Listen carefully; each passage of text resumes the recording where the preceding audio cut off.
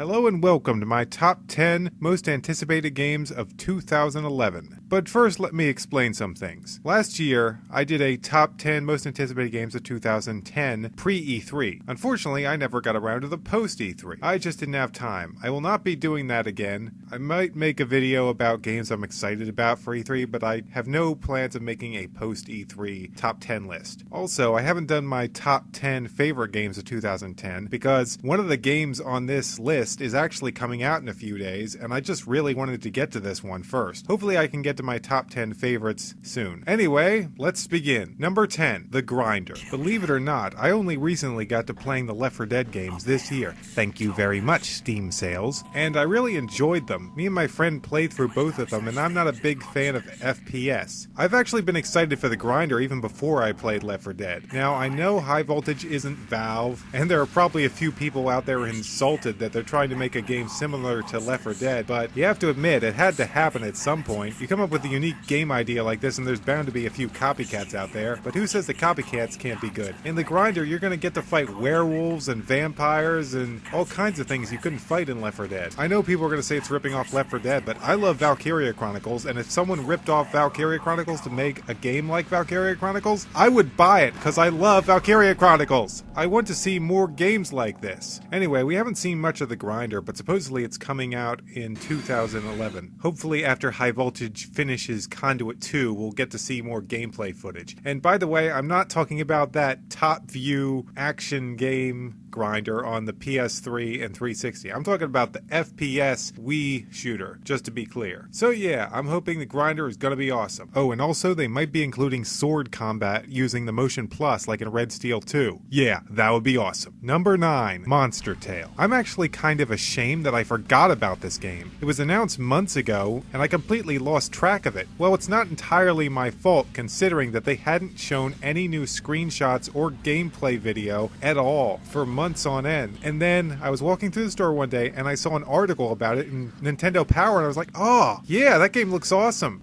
For those of you who don't know, Monster Tale is a game being developed by the same people who brought out Henry Hatsworth, a dreadfully underplayed, awesome side-scrolling, but at the same time puzzle game, on 2 different screens. Monster Tale is kind of like that, but not really. On the top screen, you play as a girl named Ellie who gets sent to a mystical world full of monsters. She jumps around and shoots, kind of like Mega Man. On the lower screen, you actually hatch a monster egg and raise a monster at the same time. The monster can occasionally come up to the top screen and fight off enemies for you. He can also help from the lower screen, attacking by launching balls up into the other screen to attack enemies. Your monster can also evolve in several interesting ways, making it more defensive or more offensive. This is definitely one of the DS games I'm looking forward to most. Number 8, the game that forced me to make this list right away because it's coming out in 2 days, Dead Space 2. I love the original Dead Space, and I don't really play horror games that much. The atmosphere on the Ashimura was really interesting. You never knew what kind of necromorph was hiding around the corner, and I really enjoyed the limb-severing gameplay. I think my favorite part was solving this puzzle to get past these maze-like walls, only to discover that an indestructible monster is coming after you and you have to go back the way you came. That was sinister, game developers. Very sinister. Also, the story really got my interest. You really wondered what was up with Isaac's wife and what the religious organization was really up to on that planet when they did the planet crack. The sequel looks to be much more polished, and Isaac's armor looks amazing. In my opinion, his original armor looks stupid. It looked like a helmet with a burlap sack covered in metal bars. It just looked really lame. But this suit actually looks interesting. It looks like they took a lot of time in designing it. Also, they've improved the zero gravity gameplay, which I like the zero gravity gameplay for the most part. It was the only video game I've ever played that treated space the way it should be. Like you're in a vacuum and there's no sound. That was probably one of the creepiest things about Dead Space. When you went into zero gravity and there were necromorphs, but you couldn't hear them at all. Really eerie, and I can't think of any other game that has a moment like that. I played the demo and I really enjoyed the zero gravity moments, being able to fly around instead of, oh, jump from spot A to spot B, and lather, rinse, repeat. I'm thinking Zero G is going to be a lot more fun in this game. The spear gun is pretty interesting, nailing necromorphs to walls. So yeah, Dead Space 2. Really looking forward to it.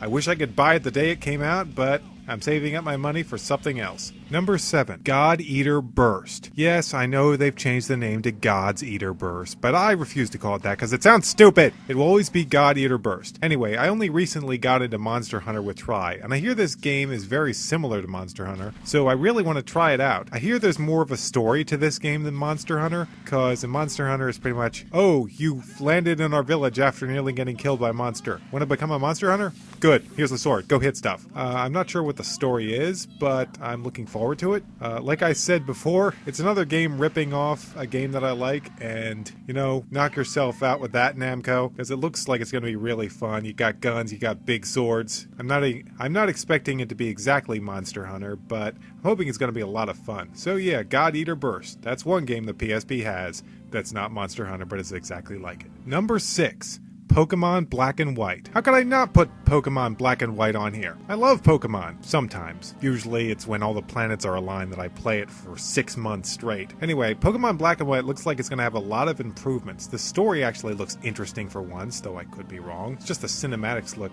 well, kind of amazing, really. They've added triple battles, which sounds insane, like only Pokemon in certain positions can attack certain other Pokemon. There should be a lot of strategy to that. Oh, and one of the best features, there shouldn't be any Geodudes and Zubats hanging around in caves. Geodudes and Zubats. Who likes you guys? Well, I like Geodude, but I do not like running into him every second in stupid caves.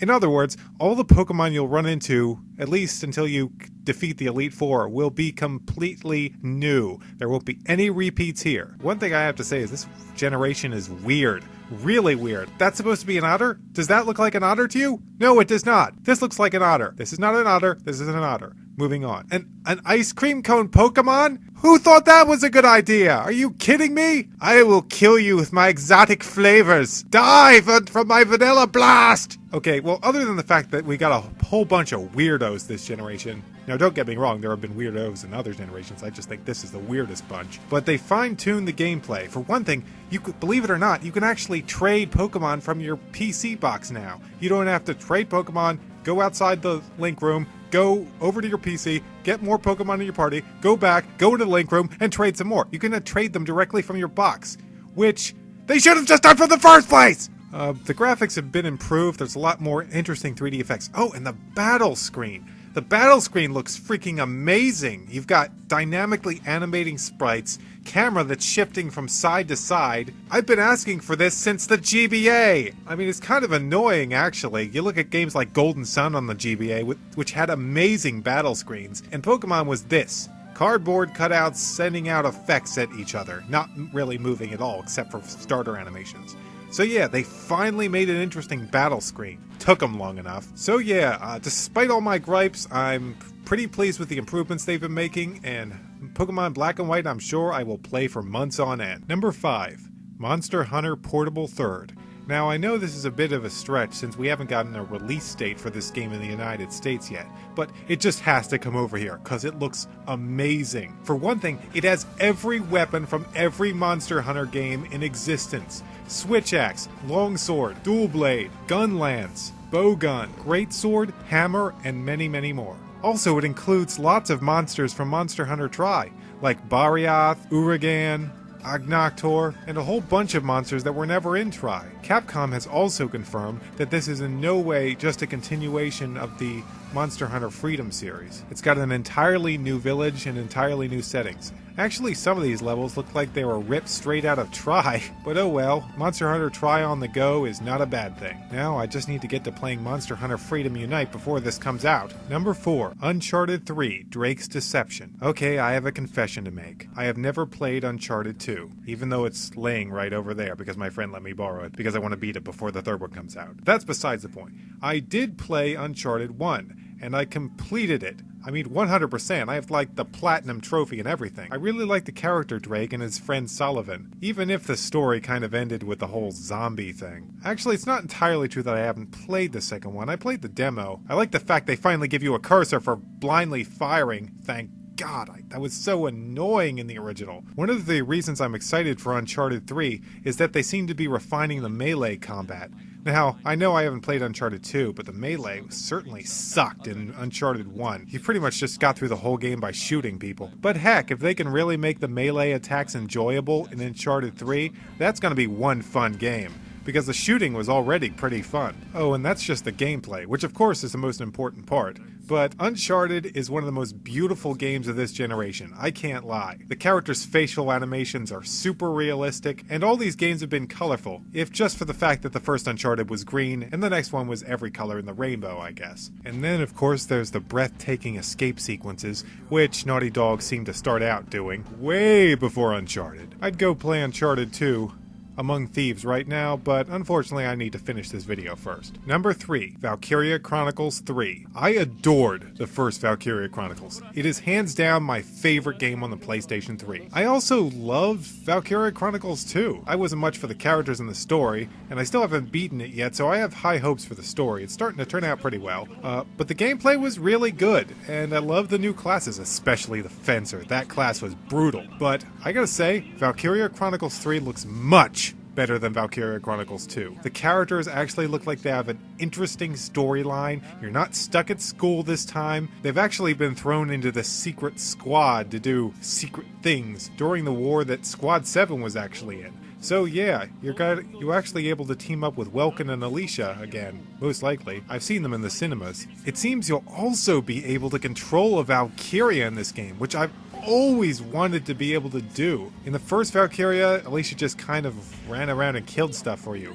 In the second, well, I haven't gotten that far into it. I've only seen the Valkyria in a cinematic. And she killed stuff for you then. But in this one, I think you actually get to control a Valkyria. Oh, the power! Another interesting point is one of the members of your squad actually has a unique weapon that they're the only ones who can use it, which is an interesting gameplay element. Also, I hear they're going away from the mission-based scheme of Valkyrie Chronicles 2, which, oh, thank God. I love mission-based systems as much as the next guy, but I'm 50 hours into the game and I'm only halfway through it. I just do so much grinding trying to get all my squad members to level up. Oh, just thank you for going back to the story missions like they were in Valkyrie Chronicles 1, Sega. Thank you. I hear it's single player, which is probably a good thing, considering I think the whole mission thing came from their urge to make a multiplayer Valkyrie Chronicles. So yeah, I love Valkyrie Chronicles 1, I love the second one gameplay-wise, and I'm sure I'm gonna love this one. Keep it up, Sega. Number 2, The Legend of Zelda Skyward Sword. I'm a big Zelda fan, but I have to admit, Twilight Princess's controls were kinda disappointing. All you did is waggle the Wiimote back and forth to have Link attack. We expected a more one-to-one motion, and that's what we're getting in Skyward Sword. For all the people who said that motion controls have never worked for anything other than sports games,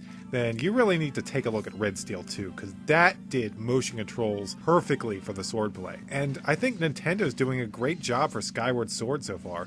I know there were technical issues during the E3 demo, but when people actually played it at E3, they admitted that it actually works. Also, it looks like they've refined how you select items by having a kind of circle that you tilt the Wiimote to choose your item. Because let's face it, the item selecting system in Zelda has never been that great, really. Probably the best one was on the DS where you could just tap an item to select it. Also, I'm interested in the story. I mean, we don't really know that much about it, except it supposedly takes place at a time when the Master Sword was created. That should be interesting. Also, looks like Link is skydiving. Why is Link skydiving? Does he have a magical parachute? I was a little taken back at the graphics at first, but now I'm used to them, and they look really, really good. Kind of a hybrid between Wind Waker and Twilight Princess. But you know what? At least it's unique and not the same old thing we've seen over and over and over again, right? But yeah, the one-to-one controls, attacking enemies at certain angles, blocking by using motion controls.